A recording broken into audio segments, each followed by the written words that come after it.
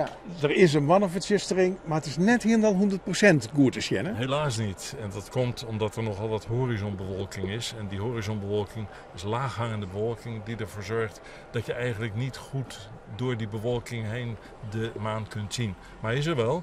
En van tijd tot tijd, als die bewolking wat oplost, dan zie je die rode kleur heel duidelijk. Vind je het mooi?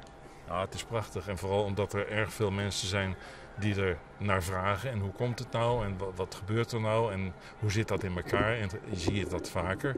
En als je dan daar antwoord op geeft en de kennis die we hier hebben met de mensen deelt, dan vinden ze dat prachtig. En kinderen die vragen je 100 uit. En dat is leuk om te doen. Ja, een letter Simmerjoen in Burgum en dan komen samen een 200 man. Ja, het is ongelooflijk druk. We hebben eigenlijk nog nooit zoveel mensen hier over de vloer gehad. Het hele voorterrein stond propvol. Er stonden veel auto's geparkeerd.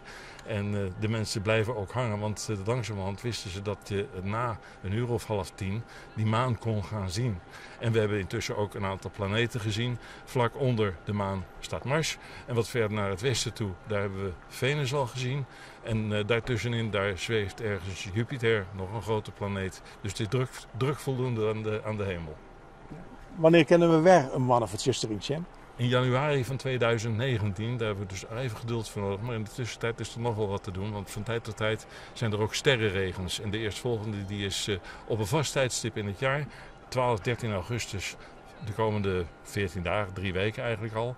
En dan nodigen we mensen uit om ook weer hier naartoe te komen en een kijkje te nemen. Want dan kunnen ze in het donker vallende sterren zien. En vallende sterren zijn in feite gruisjes, korreltjes, resten van kometen die lang zijn gekomen.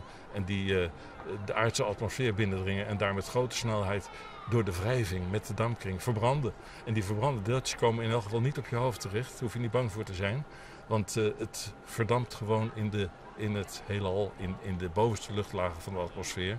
En je kunt er soms wel 10, 20, 50 in het uur zien. Dus het is zeker de moeite waard om in de nacht van 12 op 13 augustus hier eventjes een kijkje te komen nemen. Het is hier mooi donker en dan kunnen we de mensen laten genieten van wat er voor moois aan de hemel te zien is.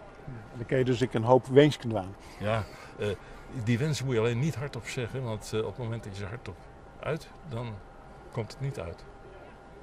Jo hoop je in januari op een mooie, heldere winternacht, zodat je het misschien nog beter zien kan als nu. Ja, dan valt het ook op een ander tijdstip. Dan is het wat donkerder en dan staat de maan weer wat hoger. Dus dan hopen we dat het wat beter uitpakt dan nu.